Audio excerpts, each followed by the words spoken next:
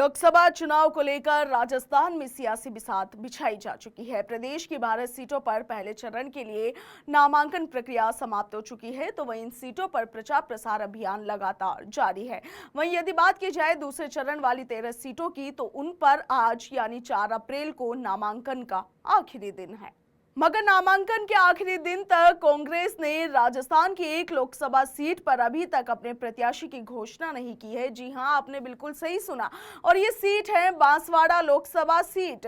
दरअसल बांसवाड़ा लोकसभा सीट से भाजपा ने कांग्रेस से आए कद्दावर नेता महेंद्रजीत सिंह मालवीय को अपना उम्मीदवार घोषित किया है, अपना प्रत्याशी बनाया है। तो वहीं मालवीय के भाजपा में जाने के बाद से कांग्रेस के पास बांसवाड़ा रीजन में बड़े फेम वाले नेता की कमी हो गई है।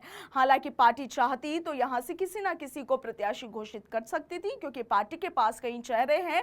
मगर कहा जा रहा है कि कांग्रेस ने बांसवाड़ा लोकसभा सीट पर भारत आदिवासी पार्टी के साथ गुप्त डील कर ली है, और इसी गुप्त डील के कारण कांग्रेस ने अभी तक यानी आज 4 अप्रैल तक भी बांसवाड़ा से कोई अपना उम्मीदवार घोषित नहीं किया है।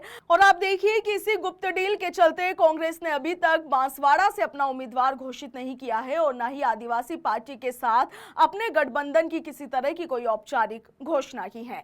बांसवाड़ा के स्थानीय कांग्रेस नेताओं ने बीते दिनों पार्टी आलाकमान को चिट्ठी लिखकर बाप से गठबंधन नहीं करने की अपील भी की थी। तो वहीं आपको बता दें कि स्थानीय नेताओं की नाराजगी के चलते कांग्रेस ने अभी तक यहां से गठबंधन की घोषणा तो नहीं की है, मगर बीजेपी को रोकने के लिए कांग्रेस ने छोटे राजनीतिक दलों के साथ गठबंधन के फैसले के तहत बाप के लिए यह सीट शायद छोड़ दी है, और ऐसा राजस्थान के सियासी जानकार लगातार कह भी रहे हैं। तो वहीं दूसरी ओर बुधवार को बांसवाड़ा डूंगरपुर लोकसभा क्षेत्र से भारत आदिवासी पार्टी के प्रत्याशी राजकुमार रोत ने अपने हजारों समर्थकों के साथ अपना नामांकन पत्र दाखिल किया।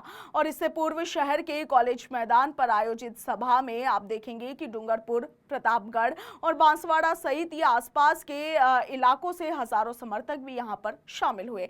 सभा को संबोधित करते हुए रोत ने भाजपा पर जमकर निशाना साधा और भाजपा पर देश में लोकतंत्र को समाप्त करने जैसा बड़ा आरोप लगाया, और इसके साथ ही उसने ये भी कहा कि भारतीय जनता पार्टी धर्म के नाम पर लोगों से वोट मांगने का काम करती है। इसके साथ ही राजकुमार रोत ने विकास के नाम पर लोगों के साथ धोखा देने का बड़ा आरोप भी भाजपा प्रत्याशी महेंद्रजीत सिंह मालवीय पर मढ़ दिया।